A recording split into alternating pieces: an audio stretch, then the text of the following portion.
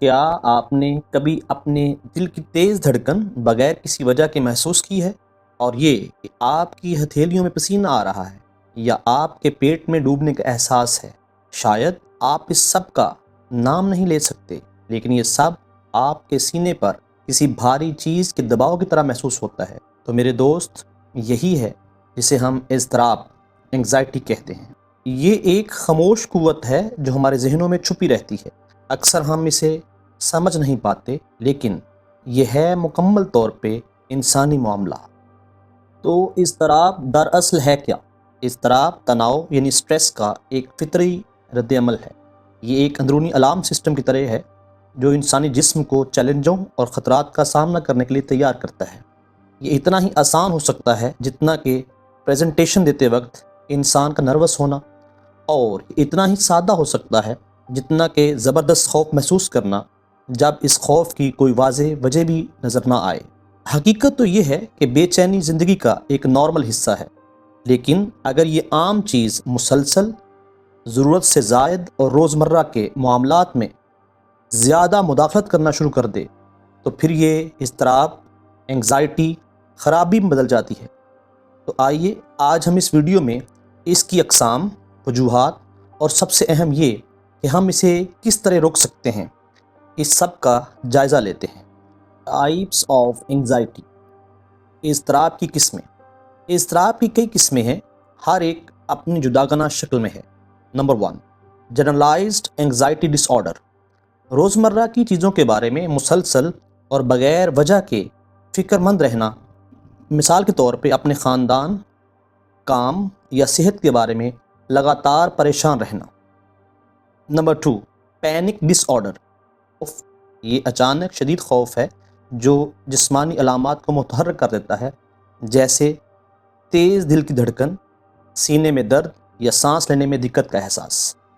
Number 3، social anxiety ڈس order, معاشرے کے سامنے اپنے آپ کو ایکسپریس کرنے، فیصلہ کرنے یا شرمندگی کا بے انتہا خوف محسوس کرنا سوشل انگزائٹی ڈس آرڈر کہلاتا ہے۔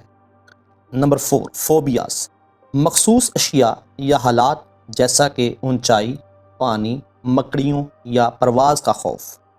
نمبر 5، آبسیسو کمپلسو ڈس آرڈر، بار بار جنونی اور ناپسندیدہ خیالات کو روکنے کے باوجود بھی ان میں بہتے چلے جانا۔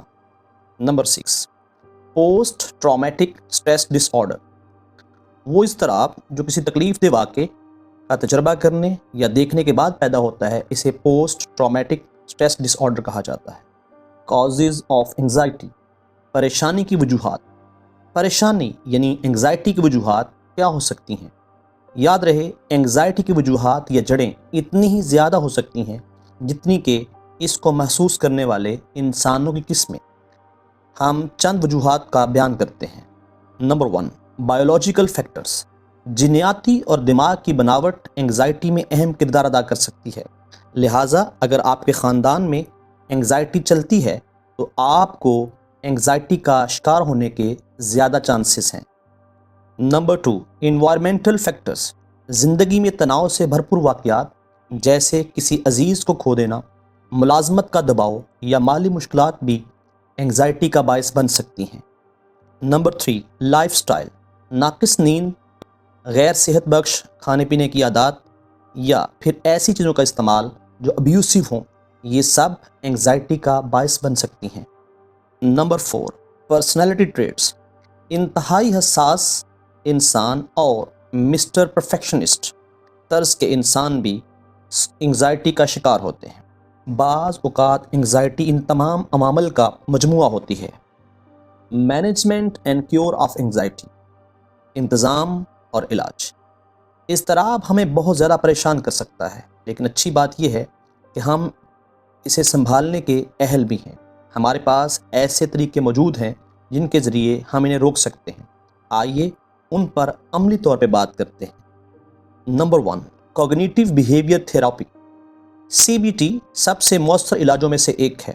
یہ ہمیں منفی سوچوں کے نمونوں کو پہچاننے اور پھر انہیں تبدیل کرنے میں مدد دیتا ہے۔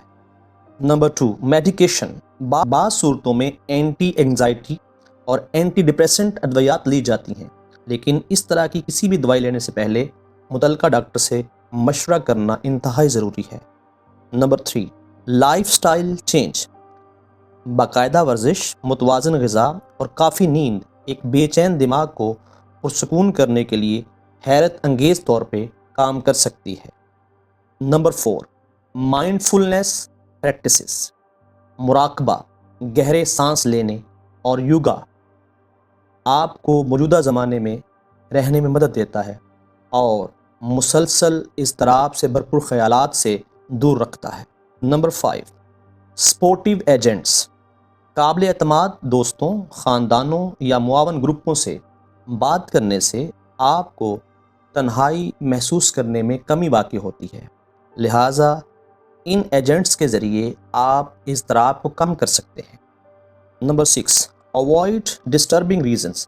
کیفین، الکوہل اور اسکرین کے اوقات کو محدود کر دیں، خاص طور پر نیند میں جانے سے پہلے۔ ایسے معمولات زندگی اختیار کریں جس میں اپنی ذات کو نہ صرف آپ ٹائم دیں بلکہ اپنی دیکھ بھال بھی کر سکیں۔ یاد رہے کہ انگزائٹی میں ان تمام طریقوں سے مدد حاصل کرنا کوئی کمزوری کی علامت نہیں، بلکہ یہ سب آپ کی زندگی پر دوبارہ کنٹرول حاصل کرنے کی طرف ایک قدم ہے۔ اس بات میں کوئی شک نہیں کہ اضطراب انسانی زندگی کا حصہ ہے، لیکن مناسب دیکھ بھال اور سوجھ بوجھ کے ذریعے ہم نہ صرف اس پر قابو پا سکتے ہیں بلکہ ہم ایک بھرپور زندگی کی طرف لوٹ سکتے ہیں۔ Thanks for watching. If you like this video, don't forget to like, share and subscribe for more interesting facts.